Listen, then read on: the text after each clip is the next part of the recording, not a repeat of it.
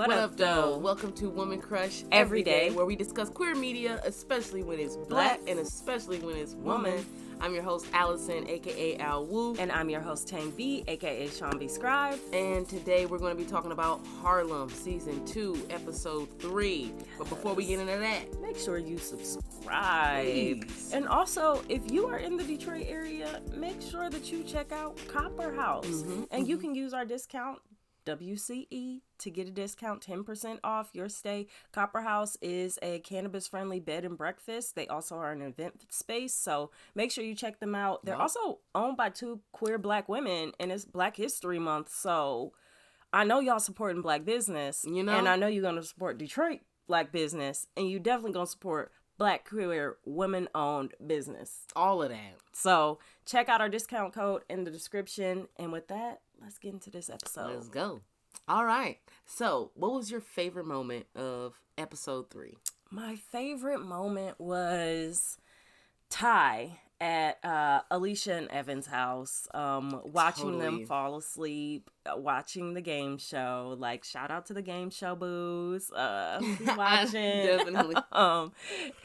We have a game show enthusiast in our midst. I love a good game show. I don't know what is in the DNA. I don't know, but I love game shows. Period. And apparently it's a lesbian trope now. I'm gonna call it. It's a part of our culture. It's what we do. We fall asleep to game shows. No, it was a really cute moment, and I think like a moment where you could kind of see a shift in Ty.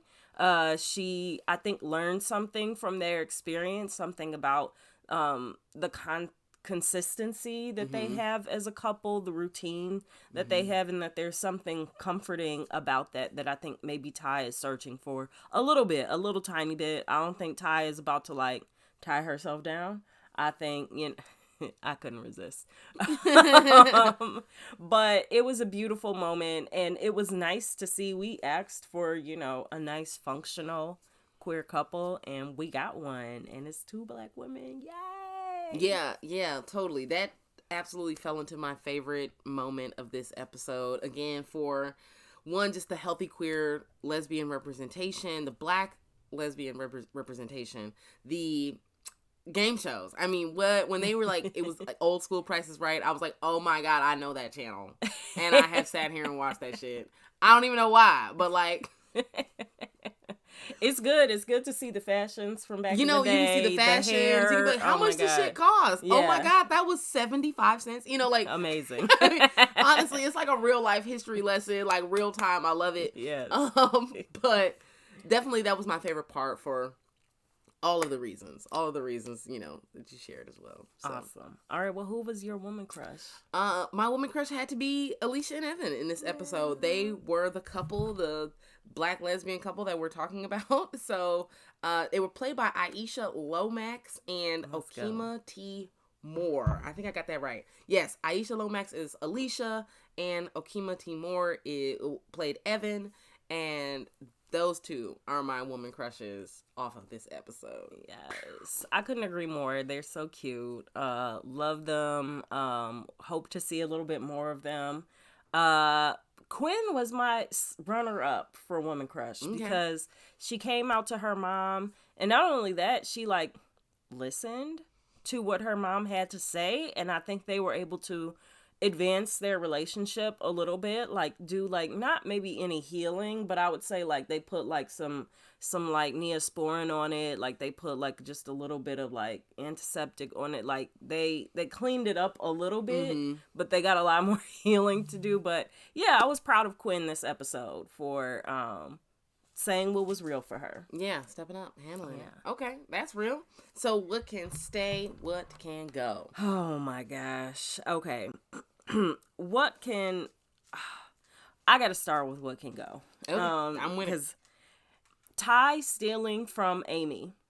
Because first of all, that's not supporting black business. We told y'all it's time to support black business, and stop playing with us. Ty is stealing from black business.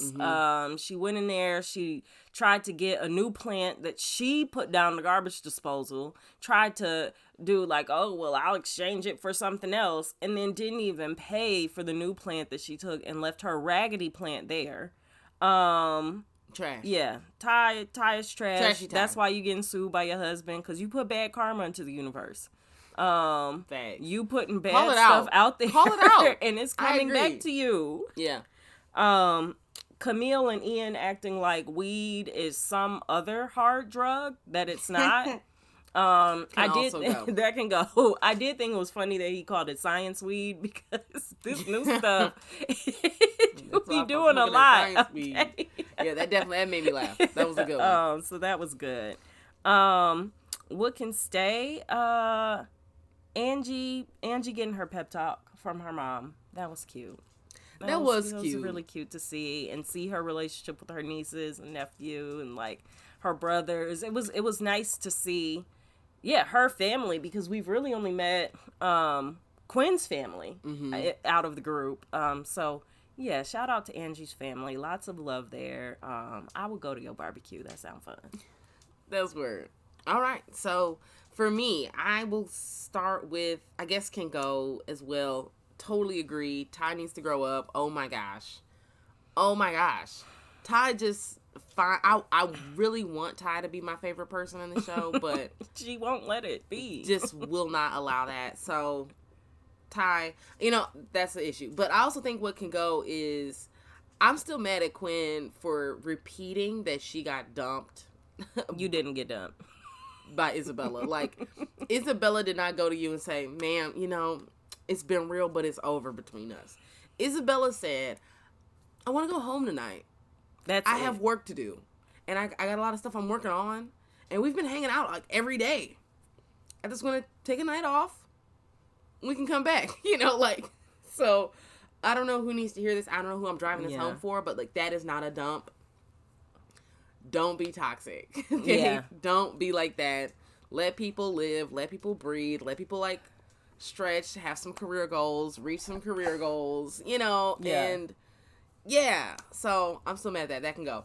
But what can stay, I've already stand a lot about Alicia and Evan in this episode. I think just the representation of queer Black women who are happy, healthy, thriving, just relaxed.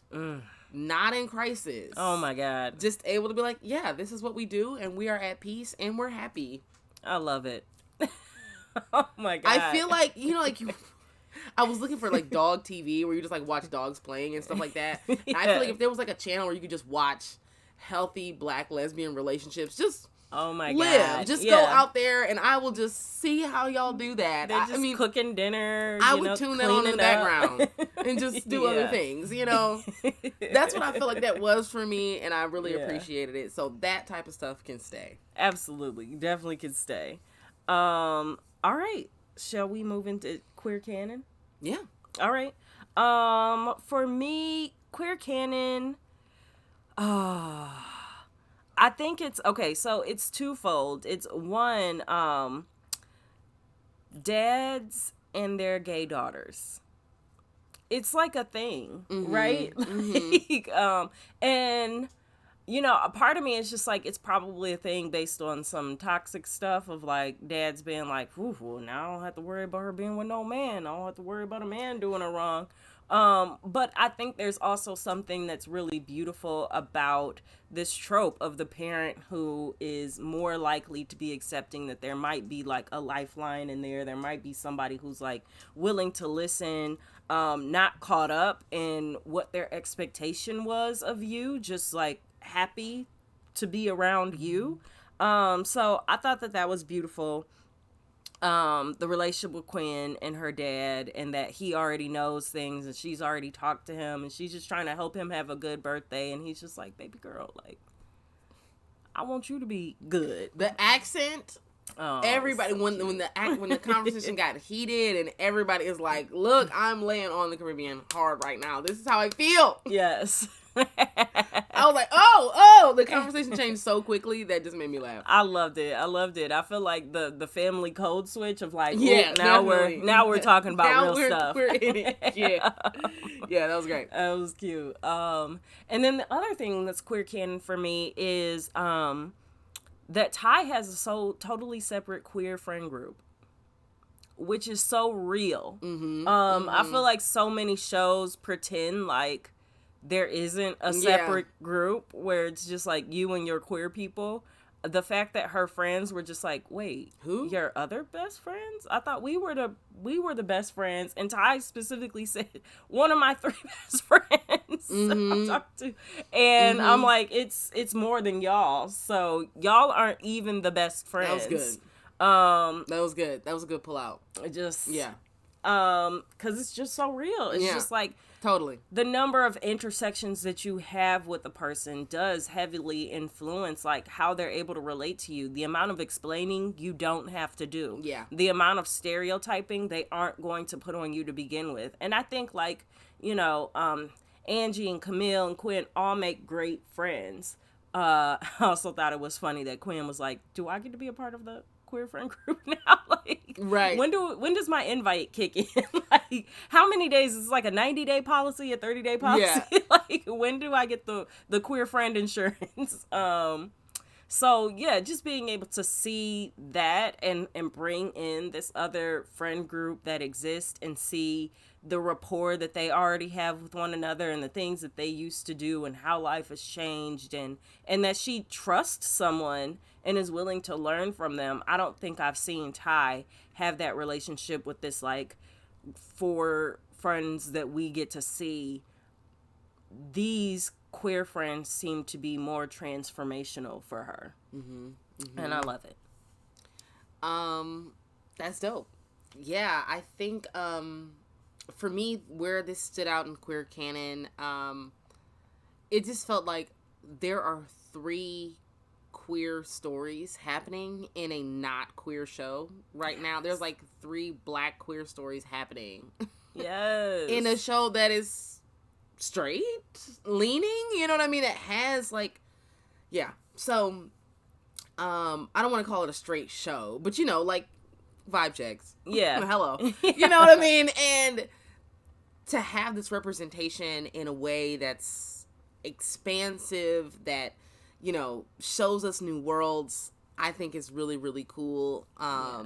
That shows us the breaking through, like, you know, to have Quinn saying, like, no, look, I really love her, and then to see a love that has been involved for quite some time, as an example, and then to see someone who's still trying to figure out how to hold on to meaningful love, you know, all those Yeah. stages in one place. I thought was just really well done, and on top of that, these women are thriving. Like, Yes, they you want to are. talk about financial career goals?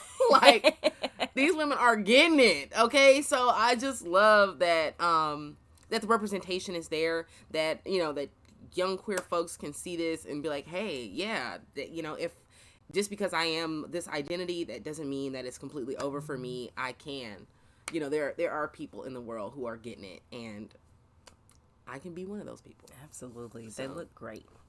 period. Yes. So that's where it fits for me. Awesome. All right. Well, we're going to see what happens in episode 4. Mm-hmm. So stay tuned, y'all. All right. Until next time, peace.